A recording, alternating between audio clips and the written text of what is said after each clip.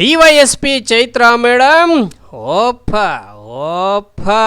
ತಡೀರಿ, ಸ್ವಲ್ಪ ತಾಳ್ಮೆ ವಹಿಸಿದ್ರೆ ಚಲೋ ಇರುತ್ತೆ ಕಣ್ರಿ. ಮೈ ಮೇಲೆ ಖಾಕಿ ಇದೆ ಅನ್ನೋ ಕಾರಣಕ್ಕೆ ಯಾರ ಮೇಲೆ ನಿಮ್ಮ ದರ್ಪ ತೋರಲು ಮುಂದಾಗಿದ್ದೀರಾ? ಅಷ್ಟಕ್ಕೂ ಅಲ್ಲಿಗೆ ಬಂದಿದ್ದ ಮಂದಿ ಯಾರು? ಈ ನಾಡಿನ ಅನ್ನದಾತ ಕಣ್ರಿ.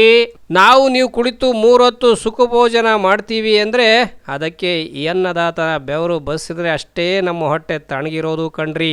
ಅಲ್ಲಿ ಕಾಣ್ತಾ ಇರುವ ಅನ್ನದಾತರಲ್ಲಿ ನಿಮ್ಮ ತಂದೆಯ ವಯಸ್ಸಿನವರೇ ಹೆಚ್ಚಾಗಿ ಕಾಣ್ತಾ ಇದ್ದಾರೆ ಕಣ್ರಿ. ನಿಮ್ ತಂದೆ ಆ ಜಾಗದಲ್ಲಿ ಇದ್ದಿದ್ರೆ ನೀವು ಅವ್ರ ಜೊತೆ ಹೀಗೆ ನಡ್ಕೊಳ್ತಾ ಇದ್ರೇನ್ರಿ? ಬೇಡ ಕಣ್ರಿ.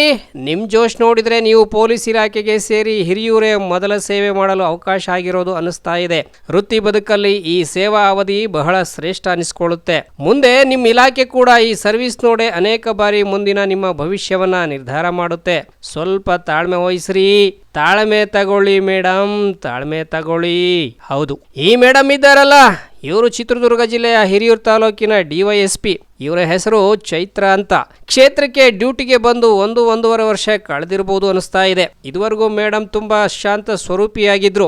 ಇನ್ನು ಕೈ ಬಾಯಿ ಕೂಡ ಅಷ್ಟೇನು ಕೆಡಿಸ್ಕೊಂಡಿದ್ದಾರೆ ಅನ್ನೋ ಮಾತು ಕೂಡ ಅಷ್ಟಾಗಿ ಕೇಳಿ ಬಂದಿರಲಿಲ್ಲ. ಮೊನ್ನೆ ಅಂದ್ರೆ ಜುಲೈ 30ನೇ ತಾರೀಕು ಹಿರಿಯೂರು ತಾಲೂಕು ಕಚೇರಿಗೆ ಪಾದಯಾತ್ರೆ ಬಂದಿದ್ದ ಕರ್ನಾಟಕ ರಾಜ್ಯ ರೈತ ಸಂಘ ಹಾಗೂ ಹಸಿರು ಸೇನೆ ನಂಜನಸ್ವಾಮಿ ಬಣದ ರೈತರ ಮೇಲೆ ಮೇಡಮ್ ಗರಂ ಆಗಿದ್ರು. ಅದಕ್ಕೆ ಕಾರಣ ಇಷ್ಟೇ ನೋಡ್ರಿ.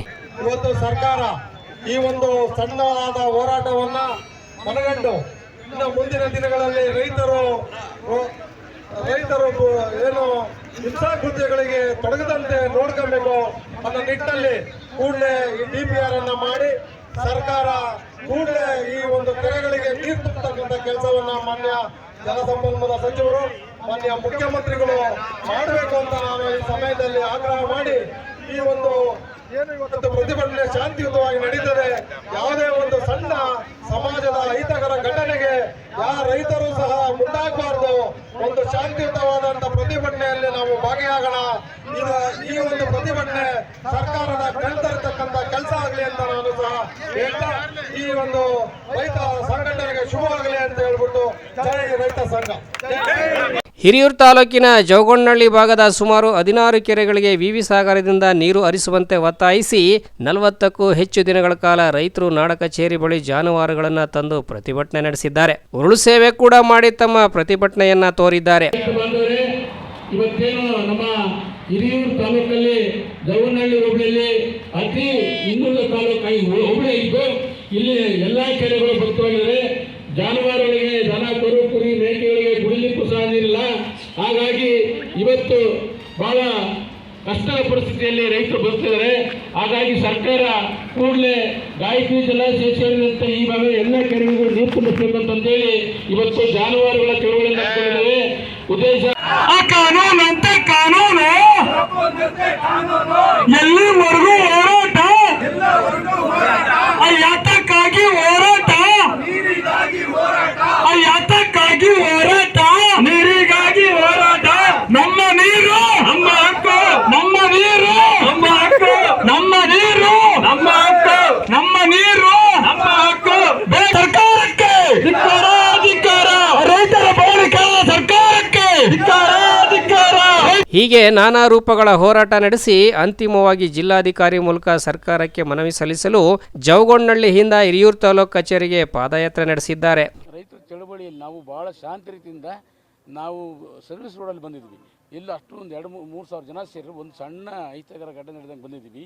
ಅಷ್ಟೊಂದು ಅಲ್ಲಿ ರೈತರಿಗೆ ನೀರಿಲ್ಲ ಅಂತ ಭಾಳ ಆಕ್ರೋಶವಾಗಿದ್ದಾರೆ. ಅಂಥ ರೈತರನ್ನ ಇವರು ತಡೆದು ಭಾಳಷ್ಟು ಉದ್ಯೋಗಕ್ಕೆ ಒಳಗಾಗೋ ಥರ ಮಾಡಿ ಅಲ್ಲಿನ ವ್ಯವಸ್ಥೆನೇ ಚಳುವಳಿ ರೂಪವನ್ನೇ ಬದಲಾಯಿಸುವಂಥ ಪರಿಸ್ಥಿತಿಗೆ ಇವರು ಕಾರಣ ಆಗಿರೋದೇ ಚೈತ್ರ DYSP ಮೇಡಮ್ ರೈತ ಮುಖಂಡರಿಗೆ ಭಾಳ ಎಲ್ಲ ತಳ್ಳಿದ್ರು, ಎಲ್ಲ ಬಾಯಿಗೆ ಬಂದಂಗೆ ಮೂಕೆ ಆಡಿದರು.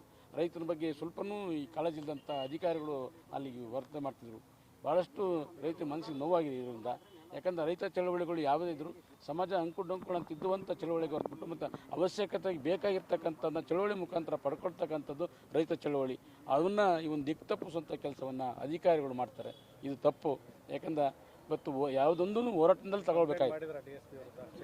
ನಾವು ಮೊದಲನೇ DSP ಮೇಡಮ್ ಅವ್ರಿಗೆ ಹೇಳಿದ್ವಿ, ನಾವು ಅಲ್ಲಿಂದ ಪಾದಯಾತ್ರೆ ಬಂದು ನಮ್ಮ ವೆಹಿಕಲ್ಗಳೆಲ್ಲ ನೆಹರು ಸರ್ಕಲಾಗಿ ಮೈದಾನದಾಗ ಬಿಟ್ಟು ಅಲ್ಲಿಂದ ನಡ್ಕೊಂಬಂದು ಕಾಂಪೌಂಡ್ ಒಳಗೆ ಕೂತ್ಕೊಂಡು ನಮ್ಮ ಸಭೆಗಳನ್ನು ಎಲ್ಲ ವಿಚಾರಗಳನ್ನ ಹೇಳಿ ಮನವಿ ಕೊಡ್ತಂತ ಒಂದು ದಿವಸ ಮುಂಚಿತವಾಗಿ ಹೇಳಿದ್ವಿ. ಆದರೂ ನೀವೆಲ್ಲಿ ಹೇಳಿದ್ರಿ, ಹಂಗೆ ಹೇಳಿದ್ರಿ, ಹಿಂಗೆ ಹೇಳಿದ್ರಿ, ಅಲ್ಲೇ ಕೊಟ್ಟು ಹೋಗ್ರಿ ಅಂತಂದೇಳಿ ಎಲ್ಲ ಒಂದು ಥರ ನೋಡಿದರೆ ಅಲ್ಲಿ ರೈತರಿಗೆ ಸ್ವಲ್ಪನೂ ಮಾನ್ಯತೆ ಕೊಡ್ದಂಗೆ ಒಂಥರ ದುರ್ವರ್ತನೆ ನಡ್ಕೊತಾ ಇದ್ರು. ನಾವು ಕ್ರಮ ಕೈಗೊಳ್ಳಿಲ್ಲ ಅಂದರೆ ಒಂದು ವಾರದೊಳಗಾಗಿ ನಾವು ಚಳವಳಿ ಮಾಡ್ತೀವಿ ಇಲ್ಲಿ ಅಂತಂದೇಳಿ ಮನವಿ ಕೊಟ್ಟಿದ್ವಿ. ಯಾಕಂದ್ರೆ ಇಂಥ ವ್ಯವಸ್ಥೆಯನ್ನು ಸರಿಪಡಿಸೋರೆ ಕಾನೂನನ್ನು ಕಾಪಾಡೋರೆ ಸುವ್ಯವಸ್ಥೆಯನ್ನು ಕಾಪಾಡೋದ್ರೆ ಈ ಥರ ಆದಾಗ ಯಾರು ಮತ್ತು ನಮಗೆ ನ್ಯಾಯ ಕೊಡೋರು, ಬೆಲೆ ಕೊಡೋರು? ಹಾಗಾಗಿ ಇಲಾಖೆ ಅಧಿಕಾರಿಗಳಿಗೆ ಮಾಹಿತಿ ಕೊಟ್ಟಿದ್ದೀವಿ. ನಮ್ಮ ಎಲ್ಲ ಸಮಸ್ಯೆಗಳನ್ನು ಎಳೆಯೋಗಿ ಬಿಚ್ಚಿ ಹೇಳಿದ್ವಿ. ಕೂಡಲೇ ಅವ್ರ ಮೇಲೆ ಕ್ರಮ ತಗೋಬೇಕು, ಅವ್ರನ್ನ ಸಸ್ಪೆಂಡ್ ಮಾಡಬೇಕು, ಅಮಾನತು ಮಾಡಬೇಕು. ಈ ಪಾದಯಾತ್ರೆ ತಾಲೂಕು ಕಚೇರಿಗೆ ತಲುಪಿದ ವೇಳೆ ರೈತರನ್ನ ಕಚೇರಿಗೆ ಒಳಗೆ ಬಿಡದೆ ಮುಖ್ಯ ಗೇಟ್ ಬಳಿಯ ಪೊಲೀಸರು ತಡೆದು ನಿಲ್ಲಿಸಿದ್ದಾರೆ. ಇದರಿಂದ ಉದ್ರಿಕ್ತರಾದ ರೈತರು ಪೊಲೀಸರ ಜೊತೆ ವಾಗ್ವಾದಕ್ಕಿಳಿದಿದ್ದಾರೆ. ಆಗ ಲೇಡಿ ಸಿಂಗಂ ಗೆಟಪ್ ಅಲ್ಲಿ ಎಂಟ್ರಿ ಕೊಟ್ಟ ಡಿವೈಎಸ್ಪಿ ಚೈತ್ರ ರೈತ ಮುಖಂಡರ ಮೇಲೆ ಹರಿಹಾಯ್ದು ಅವರಿಗೆ ವಾರ್ನಿಂಗ್ ಮಾಡಿದ್ದಾರೆ. ಡಿವೈಎಸ್ಪಿ ಹಾಗೂ ಪೊಲೀಸರ ನಡೆಯಿಂದ ರೊಚ್ಚಿಗೆದ್ದ ರೈತರು ತಾಲೂಕಿನಲ್ಲಿ ಪೊಲೀಸರ ಕಾರ್ಯವೈಖರಿ ಹೇಗಿದೆ ಅನ್ನೋದನ್ನ ಜಗಜ್ಜಾಹೀರು ಮಾಡಿದ್ದಾರೆ.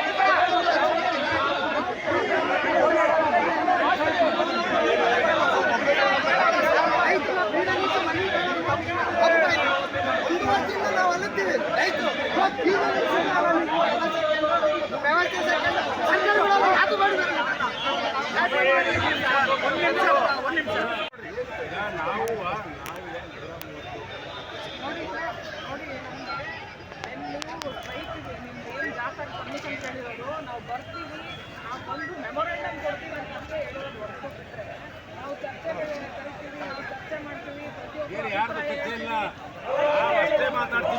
ಈಗ ನಾವು ಹಂಗಾಗೇನೆ ತಾಲೂಕು ಜಿಲ್ಲಾಡಳಿತ ಹಿರಿಯೂರು ತಾಲೂಕಿನಲ್ಲಿ ಕಾನೂನು ವ್ಯವಸ್ಥೆ ತುಂಬ ಹದಗೆಟ್ಟಿದೆ, ತುಂಬ ಕೆಟ್ಟೋಗಿದೆ. ಅಲ್ಲಿ ಅನೇಕ PNC ಕಂಪ್ನಿಯವರು ಬಂದು ರೈತರ ಜಮೀನಿಗೆ ಅಕ್ರಮವಾಗಿ ಗೋಮಾಳ, ಸರ್ಕಾರ ಲ್ಯಾಂಡ್ ಎಲ್ಲವನ್ನ 10-15 ಅಡಿ ಆಳ ತೆಗೆದು ಗುಂಡಿ ಇಡ್ತಾರಂತಂದೇಳಿ ದೂರು ಕೊಟ್ಟರು ಯಾವುದೇ ಕ್ರಮ ತಗೊಂಡಿಲ್ಲ. ಮತ್ತು ಸರ್ಕಾರದ ನಿರ್ಬಂಧಾಜ್ಞೆ ವಿಧಿಸಿದ್ರು ಇವರು ಕ್ರಮ ತಗೊಳ್ಳೋಂಥ ಲೆಟ್ರ್ ಕೊಟ್ಟರು ತಾಂತಿಲ್ಲ. ಮತ್ತು ನಗರದಲ್ಲಿ ಯಾವುದೇ ಟ್ರಾಫಿಕ್ ಪೊಲೀಸ್ ಇಲ್ಲ, ನೈಟ್ ಬೀಟ್ ಪೊಲೀಸ್ ಇಲ್ಲ. ಅನೇಕ ಇಸ್ಪಟ್ ದಂಧೆಗಳು ಬೆಳಗ್ಗೆ 6 ಗಂಟೆಗೆ ಬಾರ್ ಓಪನ್ ಆಗಿರ್ತವೆ. ಹಳ್ಳಿಗಳಲ್ಲಿ ಅಕ್ರಮ ಮದ್ಯ ಮಾರಾಟ ನಿರಂತರ ನಡೀತವೆ. ಪೊಲೀಸ್ ವ್ಯವಸ್ಥೆನೇ ಸಂಬಂಧ ಇಲ್ವೇನೋ ಅನ್ನಂಗೆ ಕಣ್ಮುಚ್ಚಿ ಕೂತ್ಕೊಂಡಿದೆ. ಹಿರಿಯೂರು ತಾಲೂಕಲ್ಲಂತೂ ಎಲ್ಲ ನಗರ ಮತ್ತು ಗ್ರಾಮೀಣ ವ್ಯಾಪ್ತಿಯಲ್ಲಿ ಸಂಪೂರ್ಣ ಪೊಲೀಸ್ ಇಲಾಖೆ ಅದಕ್ಕೆ ಇದು ಕಾನೂನು ಮತ್ತು DYSP ಅವ್ರಿಗೆ ಅನೇಕ ಸರಿ ಅವ್ರು ಯಾವುದೂ ಕ್ರಮ ವಹಿಸ್ತಾ ಇಲ್ಲ. ಹಾಗಾಗಿ ಇಂಥವರಿಂದಲೇ, ಯಾಕಂದರೆ ಪೊಲೀಸ್ ವ್ಯವಸ್ಥೆನೇ ಹದಗೆಟ್ಟಾಗ ಕಾನೂನನ್ನು ಕಾಪಾಡೋರು ಯಾರು? ಹಾಗಾಗಿ ತುಂಬ ಅಲ್ಲಿನ ರೈತರಿಗೆ ಮತ್ತು ಸಾರ್ವಜನಿಕರಿಗೆ ತುಂಬ ಅನಾನುಕೂಲ ಆಗಿದೆ. ಕೂಡಲೇ ಸರ್ಕಾರ ಇದ್ರ ಬಗ್ಗೆ ಗಮನ ಹರಿಸಿ ಉತ್ತಮವಾದಂಥ ಅಧಿಕಾರಿಗಳನ್ನ ಹಾಕಬೇಕು ಅಂತ ನಾವು ಒತ್ತಾಯ ಮಾಡ್ತೀವಿ. ನಿರಂತರವಾಗಿ ಯಾವುದೂ ಕ್ರಮ ತಗೊಂಡಿಲ್ಲ.